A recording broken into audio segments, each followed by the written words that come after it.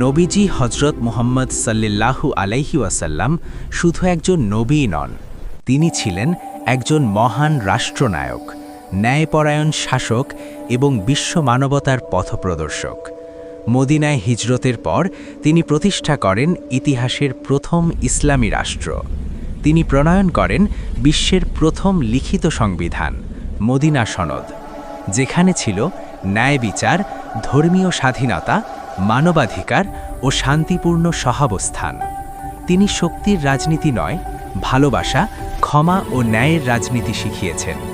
শত্রুকেও ক্ষমা করেছেন, দুর্বলকে শক্ত করেছেন, দাসকে দিয়েছেন স্বাধীনতা, নারীকে দিয়েছেন মর্যাদা। নবীজির রাজনীতি ছিল মানুষের কল্যাণের জন্য।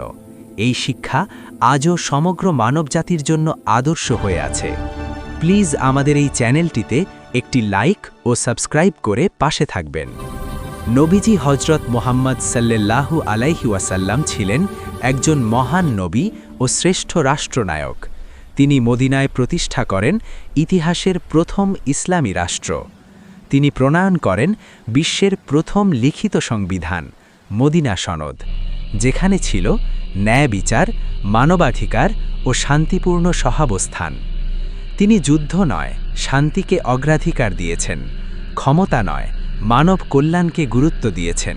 তাই নবীজির রাজনীতি ছিল মানবতার জন্য রাজনীতি। সাল্লাল্লাহু আলাইহি ওয়াসাল্লাম।